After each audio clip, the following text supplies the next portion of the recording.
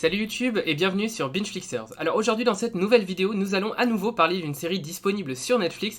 Il s'agit de Lockwood & Co, qui est une série dans un style assez particulier parce que ça ressemble quand même à la teen série, mais il y a pas mal de choses qui dérivent un petit peu de la teen série. Déjà le genre qui ressemble un peu aux aventures de Sabrina, un peu à Mercredi. Ce genre-là, c'est un genre un petit peu horreur, mais une horreur vraiment très gentille. Il y a quelques petits screamers par moment, mais vraiment, c'est vraiment des screamers qui font pas peur parce que personnellement, je déteste les séries d'horreur. Je déteste avoir peur devant une série et j'ai quand même eu envie de regarder Lockwood & Co. Et honnêtement, on n'a pas vraiment peur. Il y a des petits moments où on fait des tout petits sursauts, mais c'est vraiment pas une peur intense qu'on ressent vis-à-vis de la série. Donc déjà en ça, c'est quand même un style de série, pour une teen série en tout cas, c'est un style un peu particulier. Ça ressemble un petit peu aux aventures de Sabrina dans le genre d'horreur. Voilà, c'est une horreur vraiment un peu gentille, voilà, un peu teenage. Moi d'ailleurs, c'était une de mes craintes de la série, notamment après les premiers épisodes. J'avais très peur que ça dérive un peu trop dans un côté teenage, que je sais pas, je trouve que c'est pas adapté à la série, mais voilà, j'avais pas envie de voir tous les ressorts des teen séries dans cette série-là, parce que je trouve que en fait, le genre et puis l'intrigue se suffit à elle-même, il n'y a pas besoin de ça. Et c'est vrai qu'au tout début, notamment le personnage de Lockwood et le personnage de Lucy, au début, vraiment, j'ai eu peur parce que on sent que peut-être il va naître une histoire d'amour entre deux, et j'avais envie de tout, mais sauf de ça en fait, parce que avoir un personnage féminin dans un rôle principal, mais j'avais juste pas envie que ça devienne le love interest de Lockwood, j'avais mais vraiment trop peur de ça.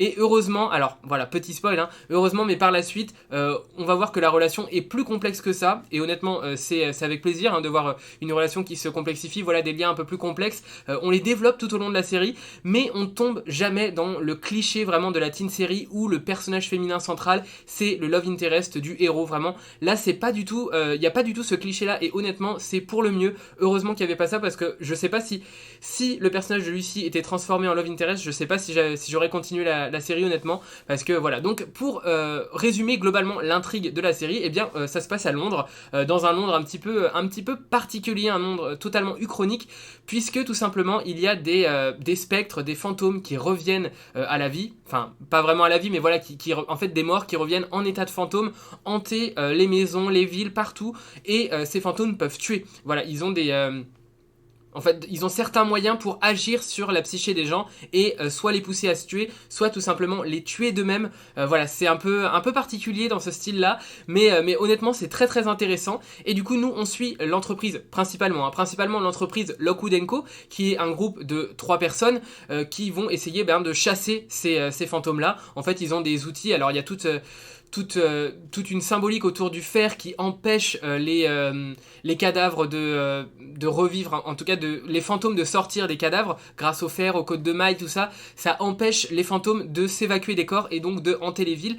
Et c'est pareil, les moyens principaux pour tuer ou chasser les fantômes, c'est de soit les passer au fil de l'épée avec une épée en fer, soit recouvrir les cadavres d'une côte de maille ou de quelque chose comme ça. Voilà, il y a vraiment toute cette symbolique autour du fer qui sert à éloigner les esprits, et je crois que c'est une symbolique peut-être pas au Moyen-Âge, mais il y a très longtemps, quand il y avait beaucoup de superstitions autour des fantômes, je crois que c'était quelque chose de très utilisé, le fer, voilà, pour empêcher les esprits de s'échapper et de hanter les lieux dans lesquels ils sont morts. Et à chaque fois, donc, l'entreprise Lockwood & Co va essayer de trouver la source d'où émane ce fantôme, qu'est-ce qui a permis à ce fantôme de vivre, et il y a pas mal de choses autour de ça. Il y a toute pas un lexique, mais voilà, il y a plein de petites choses autour de ça, notamment il y a les reliques, et les reliques c'est des choses, des objets très puissants qui renferment un petit peu pas une âme, mais qui renferme une partie, en tout cas, de ce qui rend le fantôme un fantôme. Je sais pas si je suis très clair. Il y a aussi les cadavres. Voilà, il y a toutes ces petites choses, en fait, qu'il faut essayer de trouver.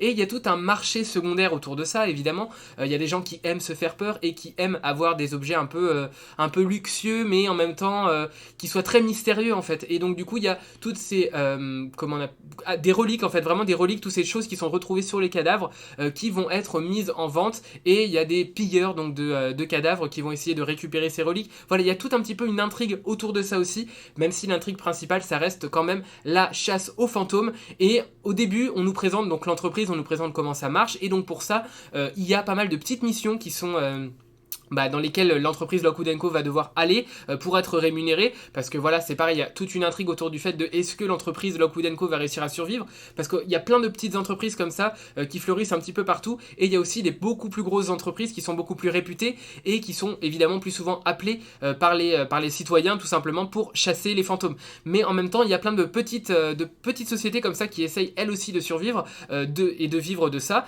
et donc chaque individu de cette société Lockwood & Co va avoir des attributs particuliers, et c'est des attributs que certains citoyens ont aussi dans la vie de tous les jours. Voilà, c'est très très rare, il y a des attributs qui sont vraiment très très rares, mais il y a des humains qui présentent comme ça des attributs, des facilités pour entrer en contact avec les morts et pour donc les chasser plus facilement. Et c'est notamment le cas de Lucy qui a des aptitudes particulières, on appelle ça une ouïe, ça s'appelle comme ça. En fait, elle a la possibilité de rentrer en contact, de parler avec les cadavres directement, et donc de comprendre leurs intentions, et de comprendre aussi pourquoi ils sont là, et d'où viennent leurs sources en fait. Donc c'est un atout primordial vraiment pour la société Lockwood & Co, qui va tout faire pour essayer de garder Lucy dans leur entreprise, même si ça va pas être facile, parce qu'il y a d'autres entreprises qui vont vite se rendre compte du potentiel de Lucy, et qui vont aussi vouloir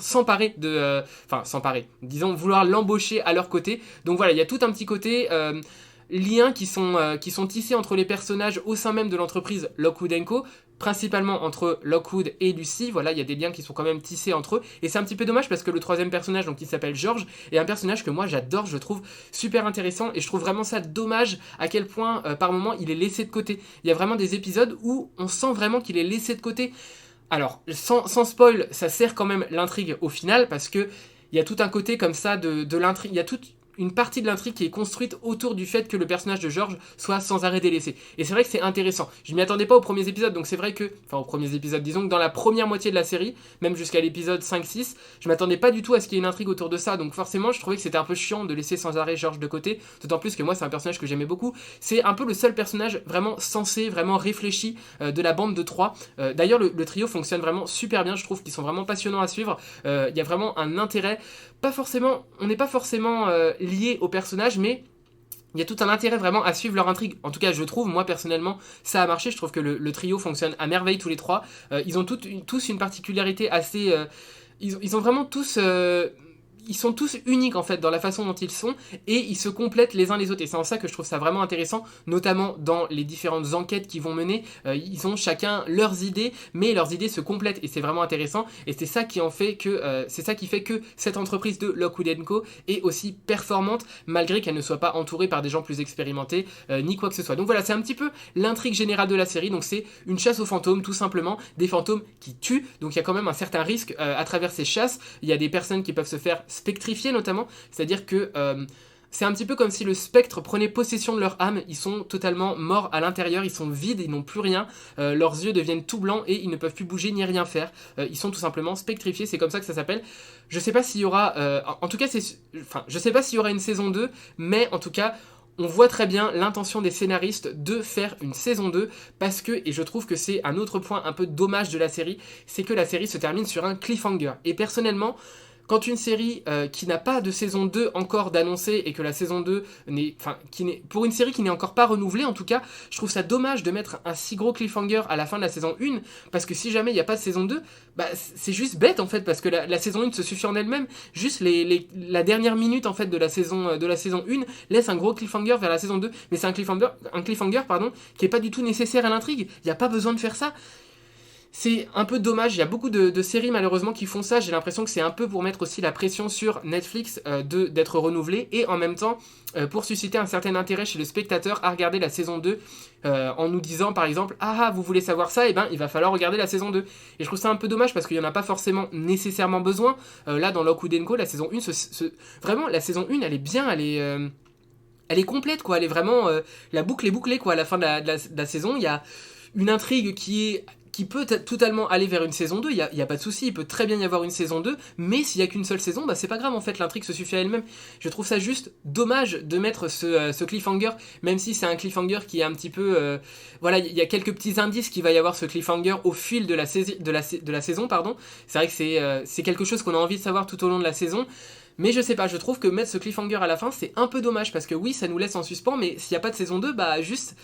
voilà, ça va juste être hyper dommage de pas savoir. Alors après, c'est adapté de livres, donc c'est vrai que si jamais on veut vraiment savoir, on aura juste à lire les livres au final. Mais voilà, en tout cas, je trouve que c'est une bonne série, honnêtement, c'est une teen série de horreur gentille, on va dire ça comme ça, vraiment, c'est plus de l'épouvante que de l'horreur, ça fait pas vraiment extrêmement peur, même s'il y a quand même des petits moments qui, voilà, qui suscitent un petit peu le côté horreur qu'on peut aimer en nous. Voilà, moi je suis pas du tout fan d'horreur, hein, comme j'ai déjà dit, je n'aime pas du tout les séries et les films d'horreur, vraiment j'ai beaucoup de mal à les regarder, et là Lockwood & Co j'ai eu aucun souci, en plus je regarde mes séries à chaque fois le soir avant de dormir, ou le midi en mangeant, donc voilà, c'est là où les séries d'horreur, c'est pas forcément le mieux de les regarder, mais voilà, j'ai regardé Lockwood & Co principalement le soir, mais ça fait vraiment pas peur en fait, c'est juste une petite ambiance un peu d'épouvante, voilà, on trouve des spectres, donc si vous êtes sensible à tout ce qui est fantôme, tout ça, ça risque de vous faire un petit peu peur, parce qu'on voit quand même des spectres, et c'est honnêtement plutôt bien rendu à l'écran, hein, les spectres sont pas dégueulasses à voir, honnêtement, c'est sympathique, et voilà, et l'intrigue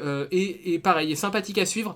C'est pas la meilleure série de l'année, encore une fois, hein, c'est pas un gros coup de cœur pour moi, mais c'est une série que j'ai bien aimée, voilà, qui se regarde, qui divertit, qui passe le temps, et que devant laquelle on passe un bon moment, honnêtement, d'autant plus que les personnages, j'irai pas jusqu'à dire qu'ils sont attachants, mais ils sont intéressants dans le développement qu'ils ont, notamment le personnage de Lucy qui est quand même plus développé. Je pense que il y aura pas mal de développement des deux autres personnages, notamment George et Lockwood, dans la saison 2. En tout cas, j'espère surtout plus de développement du personnage de George, même si j'ai bien aimé la petite aparté qu'il y a autour de sa relation avec comment est-ce qu'elle s'appelle, je sais plus son nom, elle a un nom un peu masculin, mais avec qui, celle qui essaye de voler les reliques, en fait, qui essaye de prendre les reliques, à chaque fois, enfin pas à chaque fois, mais il y a une petite relation comme ça qui naît avec George, et je la trouve vraiment très sympathique dans les derniers épisodes, et puis voilà, c'est un personnage moi personnellement que j'aime beaucoup, George c'est un personnage très réfléchi, et qui est vraiment... c'est pas le cerveau de la bande non plus, c'est plutôt Lockwood, mais c'est un personnage qui ramène un peu toujours les pieds sur terre aux autres personnages et qui est toujours vraiment de ce côté réfléchi, et moi j'aime beaucoup en tout cas, donc j'espère qu'il sera plus développé dans les saisons suivantes. Voilà, c'est mon avis global sur Lockwood & Co, pardon. J'ai globalement bien aimé, donc c'est une série disponible sur Netflix, une série de 8 épisodes, d'une 40, à peu près 45 minutes par épisode, donc ça se regarde assez rapidement aussi. Voilà, donc je ne sais pas si vous l'avez regardé, en tout cas si c'est le cas, n'hésitez pas à me dire ce que vous en avez pensé dans les commentaires, c'est toujours un plaisir pour moi de vous lire, et je vous dis à la prochaine pour une prochaine vidéo. Salut YouTube!